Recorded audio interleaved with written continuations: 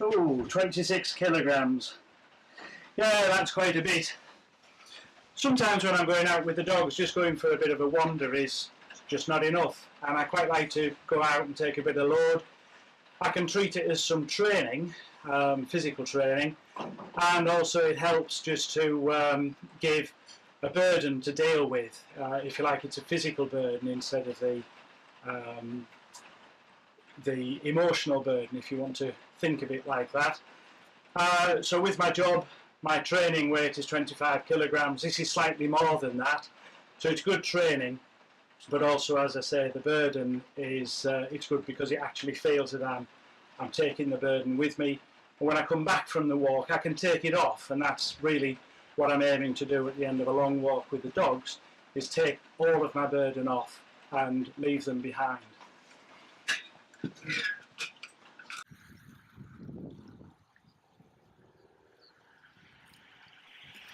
I'm an army officer.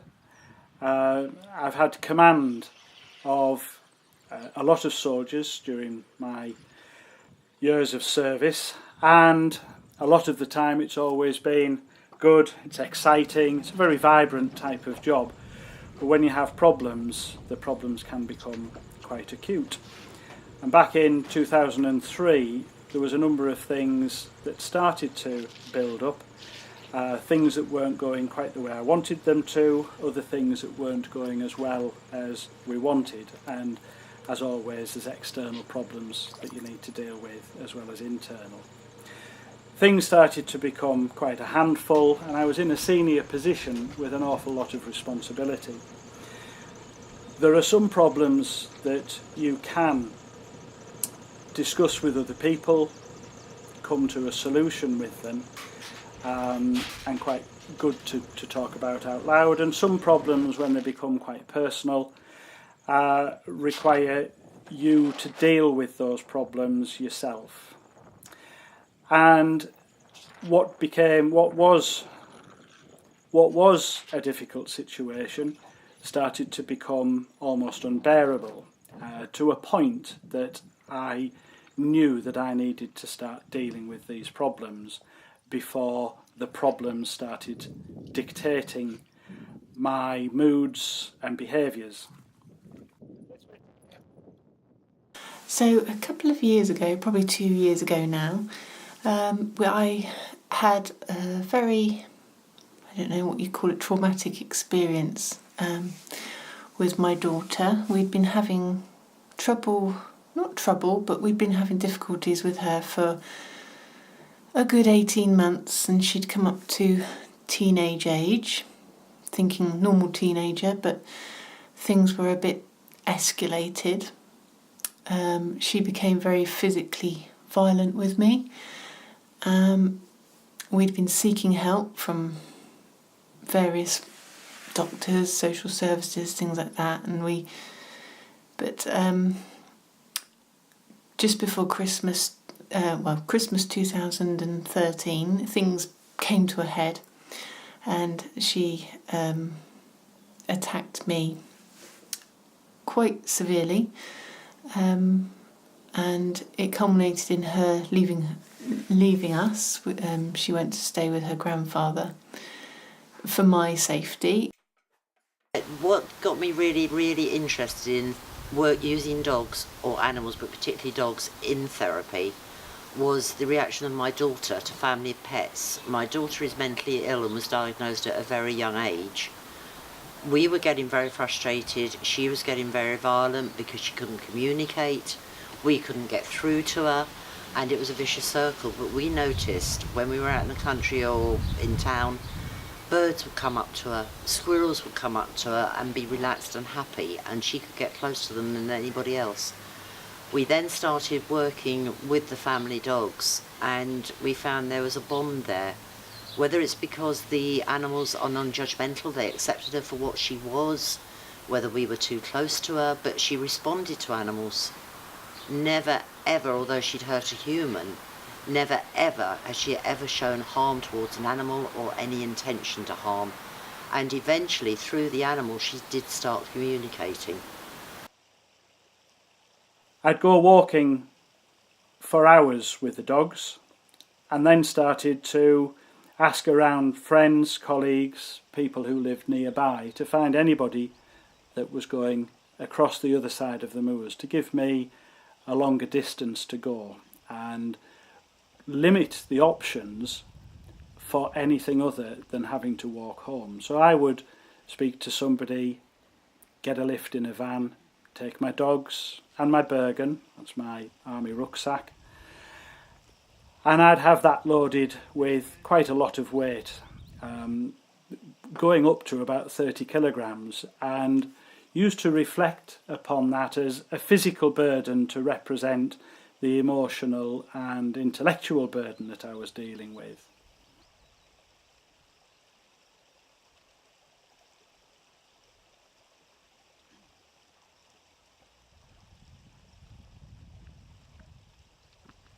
When you're walking and thinking about life's problems and what you're going to do about them, of course, the dogs don't judge.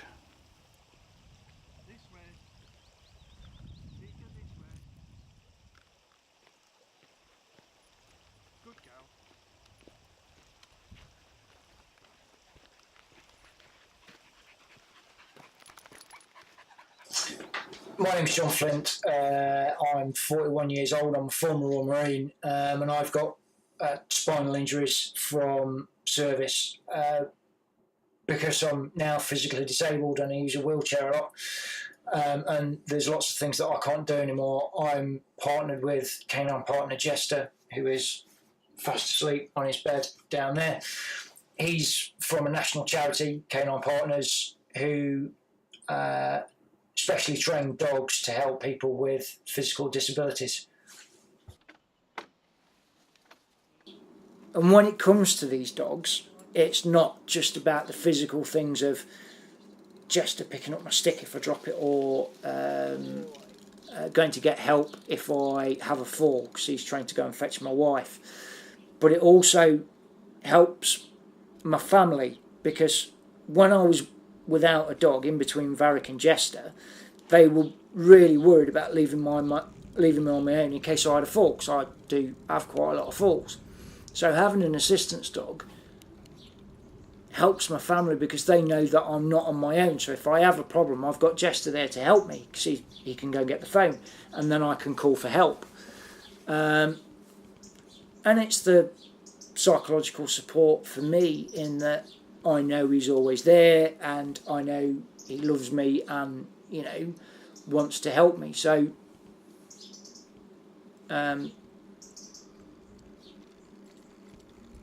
it's a really difficult relationship to describe, but it's almost like he's an extension of my soul. And we've been together 9 months now, and we're really starting to gel and really starting to get into a stride. Another sort of 6-8 months and I think we'll really be into a stride and we can read each other better.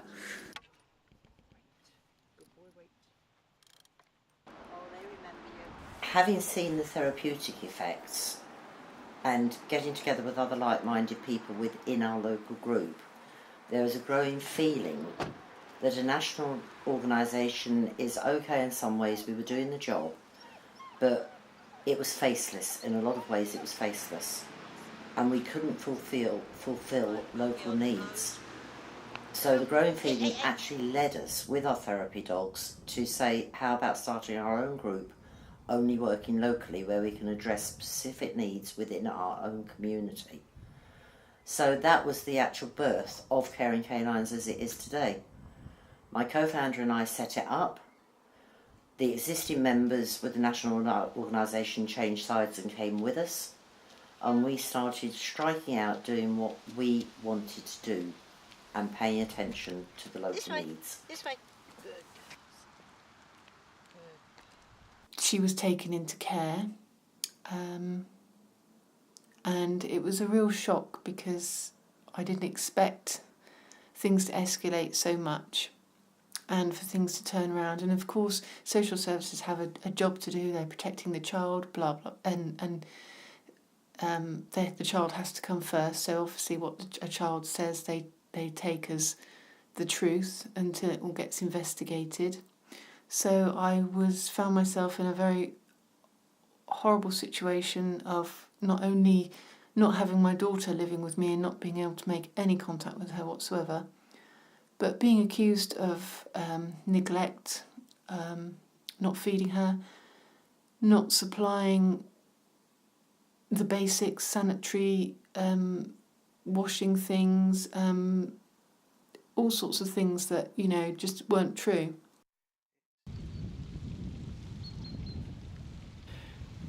You're never alone when you've got your dogs with you, but you're on your own company. The dogs are good companionship. You know that there's somebody with you, even if it's a four-legged friend or friends.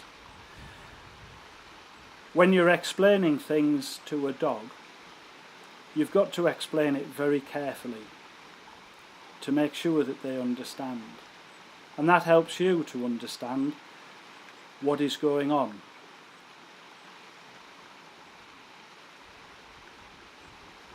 Of course, when you've got the dogs, they're very patient. You can take as long as you need and explain the problem as many times as required. And they're not going to argue back.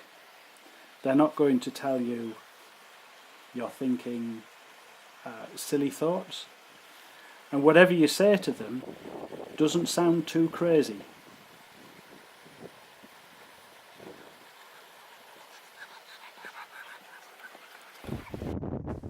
There's part of the Yorkshire moors that are wild and desolate, and you can walk for many hours without seeing another human being, or indeed signs of human beings. There are very few pylons, factory chimneys, or roads in some parts of the moors.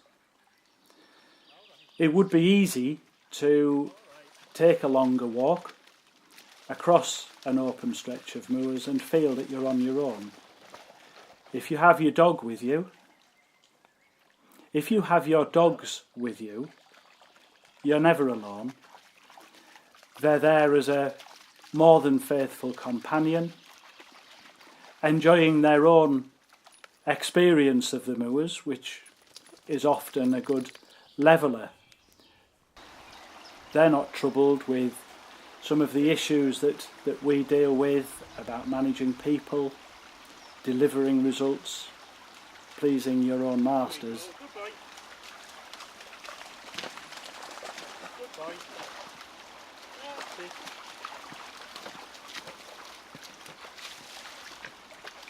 Tika, this way. Come on.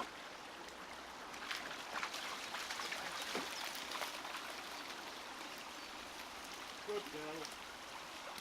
Come on then.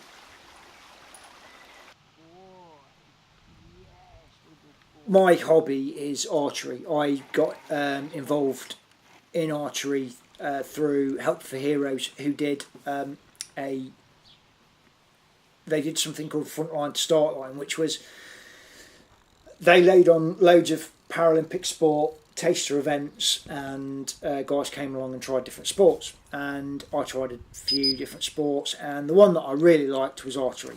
And in 2014 and in this year, I was lucky enough to be selected for the squad to go to the Invictus Games. And the Invictus Games is a Paralympic style event, but it's all for wounded, injured and sick, serving and ex-military. This year the games were in Orlando, and me and Jester had only been together sort of 6-7 months by the time the games were on, and I wanted to take Jester with me for a number of reasons.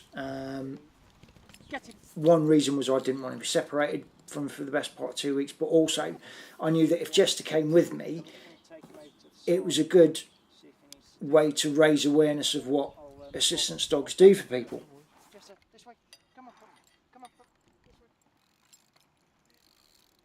and I found myself having essentially a breakdown, and I didn't want to live. I really felt that I'd lost my purpose as a mother. I mean, we have 2 old sons, and as they get older, you come to terms with the fact that you're not the mum anymore. Well, you'll always be the mum, but you're not providing cooking meals, doing the washing. I suddenly had all that ripped away from me, and I felt, I mean, it hurt. The whole situation hurt so much, and I found myself not actually wanting to be here. I did attempt to take my life. And I can honestly say that I didn't feel at the time there was anything worth living for. My purpose as a mother had gone. And I remember after a while of, obviously I had medication and people looking after me, but the overriding thing was when I really was at my lowest, I found that it was my dogs. I've got 3 dogs, Hungarian Vizslas, Ruby, who's 7, Scarlet, who's 5, and Dixie, who's 3.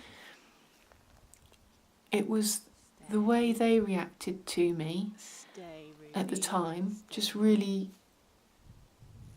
I suddenly realised I had a purpose, and I suddenly realised that they needed me. And the funny thing is that Ruby, the oldest one, we always say, it's not that I have a favourite, but she's my dog, whereas Scarlet is more my husband's dog. And Dixie, well, she's just everybody's dog. I thought that it would be Ruby that would be the one that would be closest to me at that time, but actually it was the one that's the most, how can I say, hyperactive, energetic, scatty, typical Vizsla, full of energy, and not the calmest of the 3 at all. She was the one that she just would not leave my side. She became physically attached to me.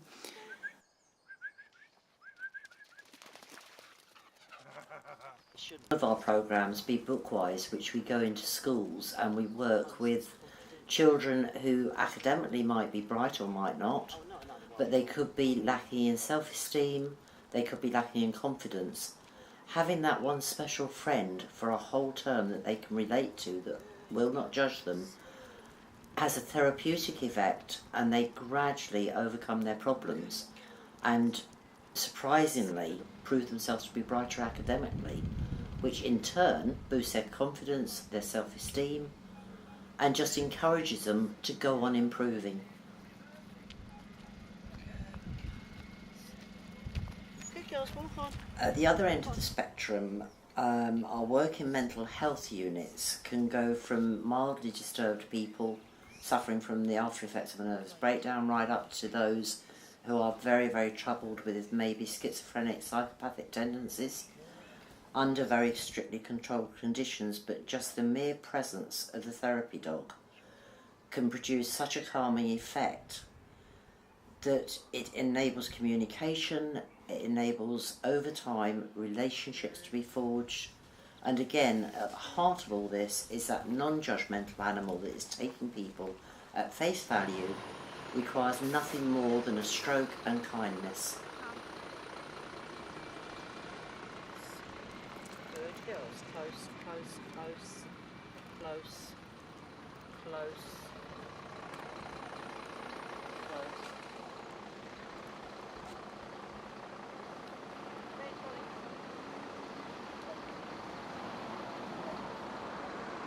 Okay. Close.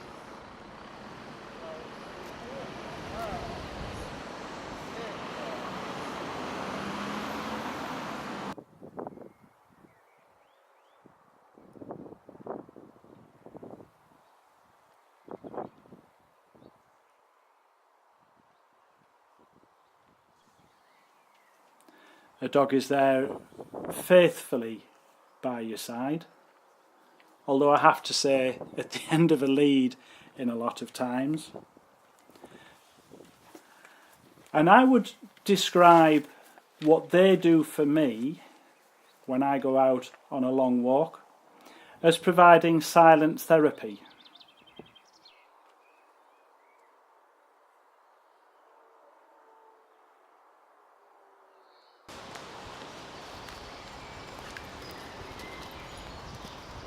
Right, let's have a rest.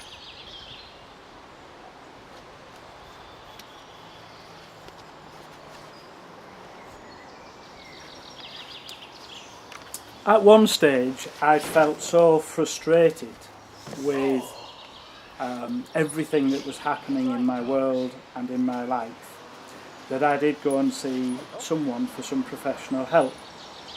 Here, Chica. The irony was that I found that I was paying somebody to ask me the question, how did that make you feel? They were very good at listening and very good at making me talk. But I didn't feel it was doing as much for me to sit on a comfortable settee and have that discussion.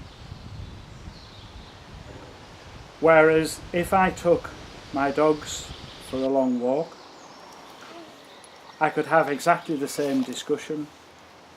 I knew from the look in their eye that they wondered how I felt, and I could explain that to them. I could explain out loud and know that they weren't going to judge me. Whatever I said wasn't going to sound crazy to them, and because of that it wasn't going to sound crazy to me.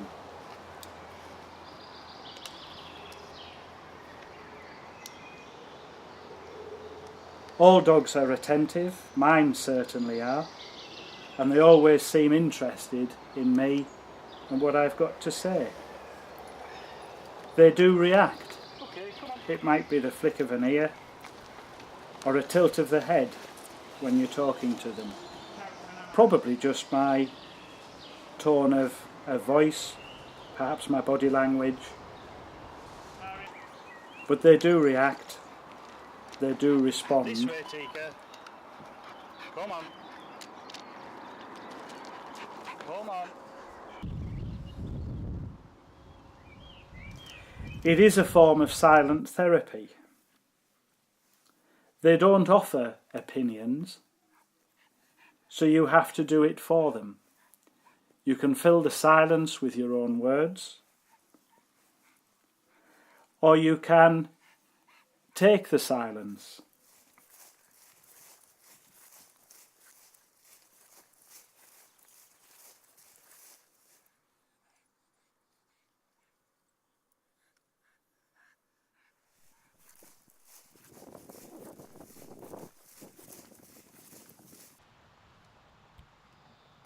In my head, I'm still that independent Royal Marine. Just my body isn't capable of doing that. So when I drop things or if I need help with something, I don't like asking people for them to do it. So, you know, opening a door, I don't say to people, oh, could you open the... I hate saying, oh, could you hold that door for me while I get through in my chair, or, you know, if I drop something, you know, pick it up, or whatever it is. If I've got Jester there to do it, it's different asking Jester to do it than it is even Sarah, who's my wife, and I love dearly. And, you know, I'm the luckiest man in the world to have her because she's amazing and she doesn't mind doing all the things that she does for me. She never complains, but I still don't like having to ask people to help. But Jester loves helping me, so why not get Jester to help me?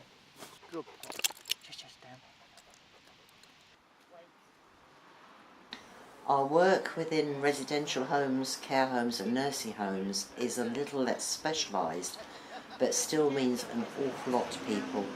Very, very many people suffer from loneliness, maybe families are far away, they don't have their close neighbours as you used to in the old community, and the sight of a regular visitor who they've come to know well, the gentle dog that they can reach out and stroke, the very physical action of which has been proven to lower blood pressure and cholesterol, means an awful lot.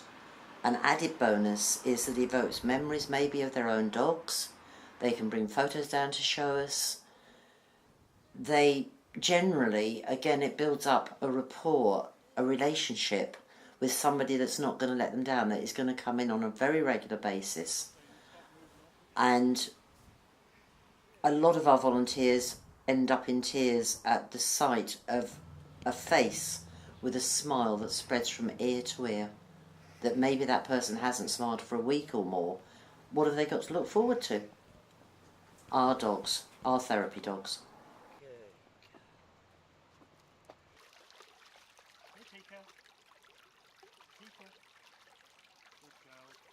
A theme I'm quite passionate about of my walks and time with my dogs is the silent therapy they bring. They don't judge, they're always attentive, they certainly look it to me. They will react or respond. They don't offer their own opinions, so you have to fill those gaps yourself. But at the end of a walk, whether it's 20 miles across the moors in rain or 2 or 3 miles around my local fields, a conversation with my dogs always helps me to put things in better perspective, and I always feel better at the end, and I know that they feel better for it too.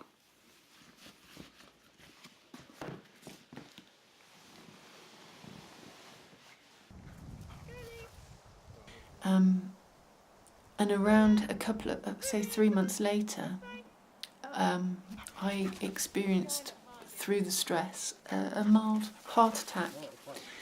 And I remember the onset of this, Scarlett became very insistent that she was by me, and she seemed to be able to pick up something was happening, physically happening to me.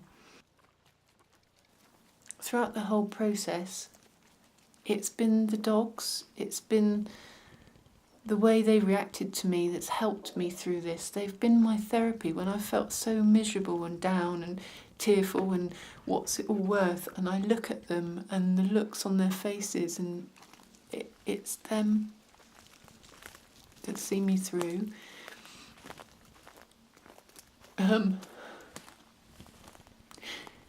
And sorry, I'm getting emotional. I can honestly say without them I wouldn't be here. I wouldn't.